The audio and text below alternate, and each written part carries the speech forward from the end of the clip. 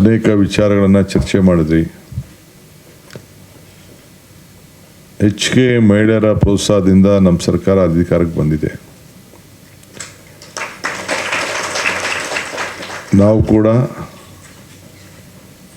Election ಮುಂಚಿತವಾಗಿ ಏನು ಮಾತು ಕೊಟ್ಟಿದ್ದೋ ಮಹಿಳೆಯರಿಗೆ ಶಕ್ತಿ ತುಂಬಲಿಕ್ಕೆ ಗೃಹಲಕ್ಷ್ಮಿ, ಗೃಹಜ್ಯೋತಿ, ನಿಮಗೇನು ಉಪಯೋಗ ಬರದೇ ಇರ್ಬೋದು, ಅದು ಬೇರೆ ವಿಚಾರ ಅಲ್ಲ. ಕರೆಂಟ್ ಮಾತ್ರ ಬಂದಿದೆ, ಮೇಕಿದೆ ಯಾವುದು ಬಂದಿಲ್ಲ. ಶಕ್ತಿ ಯೋಜನೆ ಕೆಲವರು ಉಪಯೋಗ ಆಗ್ತಾಯಿದೆ, ಕೆಲವರು ಉಪಯೋಗ ಆಗ್ತಾಯಿಲ್ಲ. ಸೊ ಒಟ್ಟಾರೆ ಸಾಮಾನ್ಯ ಹೆಣ್ಮಕ್ಳಿಗೆ ಇಡೀ ರಾಜ್ಯದಲ್ಲಿ ಒಂದು ದೊಡ್ಡ ಕ್ರಾಂತಿಕಾರಿ ಬದಲಾವಣೆ ಆಗಿದೆ. ಇಡೀ ನಮ್ಮ ತೀರ್ಮಾನ ನೋಡಿ ಇಡೀ ರಾಷ್ಟ್ರ ಪಾಲನೆ ಮಾಡ್ತಾಯಿದೆ.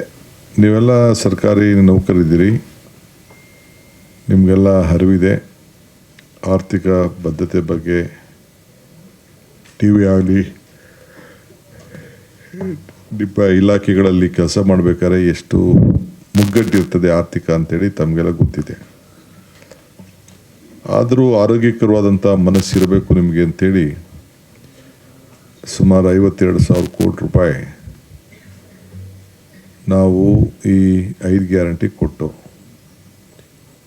ಈಗ ಪ್ರತಿ ಮನೆಗೂ ಆಸ್ತಿಗಳನ್ನು ಸರಿ ಮಾಡಿಕೊಳ್ಳಿಕ್ಕೆ, ದಾಖಲೆಗಳನ್ನು ಮಾಡಿಕೊಳ್ಳಿಕ್ಕೆ ಅದೊಂದು ಕ್ರಾಂತಿಕಾರಿ ಯೋಜನೆಗಳು ನಡೀತಾ ಇದೆ. ಬಡವರು ಇರ್ಬೋದು, ನಿಮ್ಮದೇ ಇರ್ಬೋದು, ಯಾರದೇ ಇರ್ಬೋದು, ಸೈಟು, ದಾಖಲೆ, ಏನೋ ಒಂದು ಚಿಕ್ಕ ಮನೇನೋ ಫ್ಲ್ಯಾಟೋ ಏನೋ ಭೂಮಿನೋ ಇಟ್ಕೊಂಡಿರ್ತಾರೆ, ಅದಕ್ಕೊಂದು ಸರಿಯಾದ ದಾಖಲೆ ಮಾಡಿಕೊಡ್ಬೇಕು ಅಂತೇಳಿ ನಾವು ಹೊರಟಿದ್ದೀವಿ. ಇದಕ್ಕೆ ನಿಮ್ಮೆಲ್ಲ ಅಧಿಕಾರಿಗಳು, ನೌಕರು, ಸಿಬ್ಬಂದಿಯವರೆಲ್ಲ ಸಹಾಯ ಮಾಡ್ತಾಯಿದ್ದಾರೆ. ಸೊ ನಮ್ಮ ಗ್ಯಾರಂಟಿ ದೇಶಕ್ಕೆ ಗ್ಯಾರಂಟಿ ಆಗಿದೆ. ಈಗ ನಮ್ಮ ಮಾರ್ಗದರ್ಶನ ಇವತ್ತು ನನಗೆ ಕೆಲವು ಬೇಡಿಕೆಗಳನ್ನು ಕೊಟ್ಟಿದ್ದೀರಿ. ಈಗಾಗಲೇ ಈ ಪ್ರೆಗ್ನೆನ್ಸಿ ಕೇರ್ ಲೀವ್ ಆ್ಯಕ್ಟ್ ಕೂಡ ಜಾರಿಯಾಗಿದೆ. ಇನ್ನು ಕೆಲವು ನಿಮ್ಮ ಬೇಡಿಕೆ ಏನಿದೆ, ಈಗ ಅದನ್ನು ನಾನು ತುಷಾರ್ಗೆ ಬರಲಿಲ್ಲ, ನಮ್ಮ ಚೀಫ್ ಸೆಕ್ರೆಟರಿಗೆ ಬರ್ತಿದ್ದೀನಿ. ಯಾಕೆಂದರೆ ಅವರು ಒಂದು ಹೆಣ್ಮಗಳು, ಅವಳಿಗೂ ನಿಮ್ಮ ಪರಿಸ್ಥಿತಿ ಅರ್ಥ ಆಗ್ತದೆ. ಸೊ ನೀವು ಯಾವುದೋ ಬರೀ ಒಂದು ಸಣ್ಣ ರೂಮ್ ಏನೋ ಕೊಟ್ಟಿದ್ದಾರೆ ಅಂತ ಹೇಳ್ತೀರಿ. ನಾನು ನೋಡ್ತೀನಿ, ಇನ್ನು ಸ್ವಲ್ಪ ದೊಡ್ಡ ರೂಮ್ ಕೊಡೋಕ್ಕೆ ಹೇಳ್ತೀನಿ. ಇಲ್ಲೆಲ್ಲರೂ ಸುತ್ತಲಲ್ಲಿ, ವಿಧಾನಸೌಧ ಸುತ್ತಮುತ್ತಲಲ್ಲೇ ಒಂದು ಅಟ್ಲೀಸ್ಟ್ ಒಂದು ಪರ್ಮನೆಂಟ್ ಸ್ಟ್ರಕ್ಚರ್ ಇರಲಿ ಅಂತೇಳಿ ನೋಡೋಣ. ಒಂದು 60-40 ಯಾರು ಕೊಡೋಕ್ಕಾಗ್ತದೆ ಅಂತ ಅದನ್ನು ಪರಿಶೀಲನೆ ಮಾಡ್ತೀನಿ. ನಮ್ಮ ಕಾರ್ಪೊರೇಷನ್ ಯಾವುದಾದ್ರು ಒಂದು ಜಾಗ ಇದ್ದರೆ ಒಂದು ಮೂಲೆಯಲ್ಲಿ ಕೊಡೋಕ್ಕೆ. ಕೆಲವು ಈ ಬಿ ಡಿ ಆದರೆ ಭಾಳ ದೂರ ಹೋಗಬೇಕು. ಬಿ ಡಿ ಆದರೆ ಈಗ ಹೇಳ್ಬಿಡ್ತೀನಿ, ಬೇಕಾದ್ರೆ ಏನು ತೊಂದರೆ ಇಲ್ಲ. ಬಿ ಡಿ ಎಲ್ಲೆಲ್ಲೂ ಸುತ್ತಮುತ್ತಲೂ ಜಾಗ ಇಲ್ಲ. ಇಲ್ಲ ಏರ್ಪೋರ್ಟ್ ರೋಡ್ ಆದರೆ ಬೇಕಾದ್ರೆ ಇನ್ನೂ ದೊಡ್ಡದೇ ಜಾಗ ಬೇಕಾದ್ರೆ ಕೊಡ್ತೀನಿ. ನೀವೇನು ಬೇಕಾದ್ರೆ ಕಟ್ಕೊಳ್ಳಿ. ಒಂದು 10,000 20,000 ಬೇಕಾದ್ರೆ ಕೊಡೋಕ್ಕೆ ರೆಡಿ ಇದ್ದೀನಿ. ಬಟ್ ನೀವು ಏರ್ಪೋರ್ಟ್ ರೋಡಲ್ಲಿ ದೂರ ಹೋಗ್ಬೇಕಾಗ್ತದೆ. ಸೊ ಫಸ್ಟು ಸ್ಟಾರ್ಟಿಂಗ್ ಒಂದು ಆಫೀಸು ನಿಮ್ಮದು ಪರ್ಮನೆಂಟ್ ಆಫೀಸ್ ಮಾಡ್ಕೊಳ್ಳಿ. ಆಮೇಲೆ ಅದಕ್ಕೇನೋ ನಿಮ್ಮ ಸಂಘಟನೆ ಆಗಲಿ, ಮಾತುಕತೆ ಮಾಡಿ ಸೇರಿ. ಹೆಣ್ಮಕ್ಳು ಜಗಳ ಒಂದು ಬಿಟ್ಬಿಡಿ. ಸದ್ಯಕ್ಕೇನು ಜಗಳ ಆಡ್ತಾಯಿಲ್ಲ, ಜಗಳ ಬಿಟ್ಬಿಡಿ. ಇವೆಲ್ಲ ಇರ್ತದೆ ಕಾಂಪಿಟೇಷನ್ನು, ಏನು ಮಾಡೋಲ್ಲ. ನನಗೆ ಯಾವಾಗಲೂ ಒಂದು ನಂಬಿಕೆ, ಈ ದೇಶದಲ್ಲಿ ಏನಾದ್ರು ಬದಲಾವಣೆ ಆಗಬೇಕಾದ್ರೆ ಇಲ್ಲ ಯುವಕರಿಂದ ಇಲ್ಲ ಹೆಣ್ಮಕ್ಳಿಂದ ಮಾತ್ರ ಸಾಧ್ಯ ಅಂತ.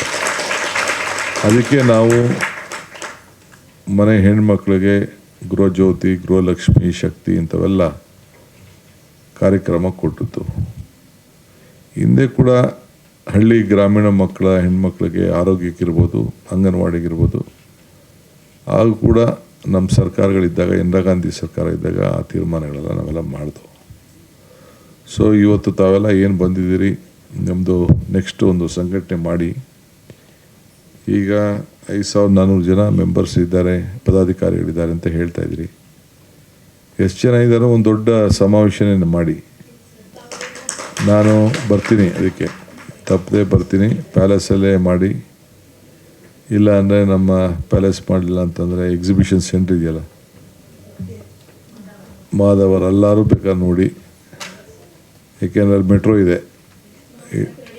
ಅಲ್ಲ, ಎಲ್ಲರೂ ಮಾಡಿ.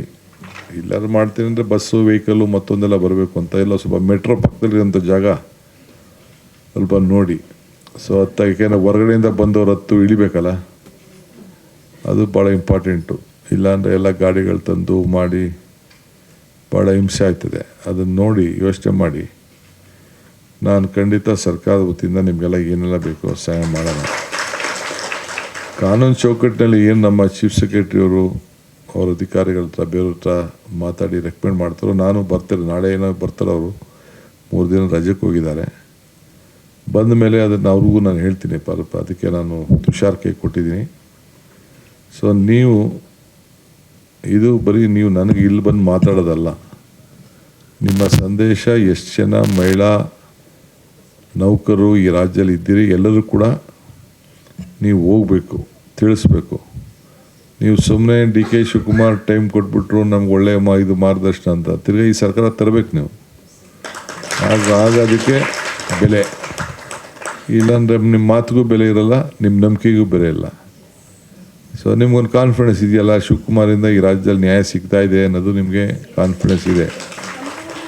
ಸೊ ಅದಕ್ಕೆ ನಾವು ಒಂದು ಹೊಸ, ನೀವು ಕೂಡ ಪಾಪ ಯಾರು ಕೆಲವರು ಮೇಲ್ಗಡೆ ಇರೋರು, ಕೆಲವ್ರಿಗೆ ಮಧ್ಯದಲ್ಲಿ ಕೆಲವು ಮಿಸ್ಯೂಸ್ ಮಾಡ್ಕೊಳ್ಬೋದು. ಬಟ್ ನೀವೆಲ್ಲ ಪಾಪ ನೌಕರರು ಸರ್ಕಾರ ಏನು ಹೇಳ್ತದೆ ಅದನ್ನು ಭಾಳ ಶ್ರಮ ವಹಿಸಿ ಸೇವೆ ಮಾಡಿಕೊಂಡು ಬಂದಂಥ ಒಂದು ಪದ್ಧತಿ, ಗೌರವ ಎಲ್ಲ ಉಳಿಸ್ಕೊಂಡು ಬಂದಿದ್ದೀರಿ.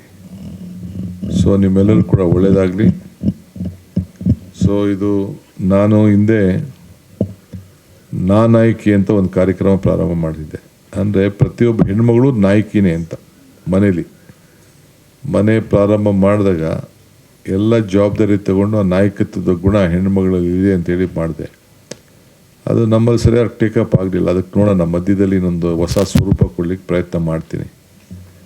ಏಕೆಂದರೆ ಅವ್ರಿಗೆ ಜಾಗೃತಿ ಮೂಡಿಸ್ಬೇಕು, ನಾಯಕತ್ವ ಗುಣಗಳು ಬೆಳಿಬೇಕು. ಮುಂದಕ್ಕೆ ಯಾರು ನಿಲ್ಸೋಕ್ಕಾಗಲ್ಲ. ಈಗ ಏನೋ ನಾವು 1-2 ಮಂತ್ರಿ ಮಾಡೋಕ್ಕೆ ನಾವು ತೊಳ್ಕಾಡ್ತಾ ಇದ್ದೀವಿ. ರಿಸರ್ವೇಷನ್ ಬಂದ್ಬಿಡ್ತದೆ, ಯಾರು ಎಲ್ಲ ಪಾರ್ಲಿಮೆಂಟಲ್ಲಿ ಪಾಸ್ ಆಗೋಗಿದೆ. ಸೊ ಯಾರು ಏನೇನು ಆಗ್ತಾರೋ ಹೇಳೋಕ್ಕಾಗಲ್ಲ. ನಿಮ್ಮಲ್ಲೇ ಎಷ್ಟೋ ಜನ ಏನಾಗ್ತಿರೋ ಗೊತ್ತಿಲ್ಲ.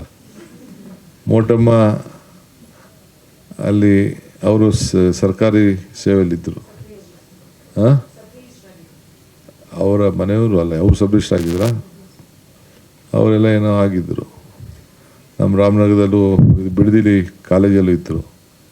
ಸೊ ಬೆಳೆದ ನಿಮ್ಮ ಮಹಿಳಾ ಮಕ್ಕಳ ಕಲ್ಯಾಣ ಮಂತ್ರಿ ಆದರು. ಹೀಗೆ ಬೇಕಾದಷ್ಟು ಉದಾಹರಣೆಗಳೆಲ್ಲ ಇದೆ. ಸೊ ನಾಯಕತ್ವ ಗುಣ ಬೆಳೆಸ್ಕೊಳ್ಳಿ, ಬೇಕಾದಷ್ಟು ಅವಕಾಶ ಇದೆ. ಖಂಡಿತ ನಮ್ಮ ಸರ್ಕಾರ ನಿಮ್ಮ ಜೊತೆಲಿದೆ. ಆದರೆ ನೀವು ಕೂಡ ನಮ್ಮ ಜೊತೆಲಿ ಇರಬೇಕು. ಇಷ್ಟೇ ನಾನು ಹೇಳ್ದು. ಸೊ ಇನ್ನು ಮಿಕ್ಕಿದ್ದು ಮೊನ್ನೆ ತಾನೇ ನಮ್ಮ ಖಾದರ್ ಅವರು ನಿಮ್ಮ ಹತ್ರ ಎಲ್ಲ ಕೂಡ ನಿನ್ನೆ ಮೊನ್ನೆ ಕಾರ್ಯಕ್ರಮ ಇವ್ರನ್ನ ರಮ್ಮಿನೇನೋ ಕರೆದಿದ್ರಂತೆ. ಸೊ ಏನೇನು ಬೇಕೋ ಮಾಡ್ತೀವಿ.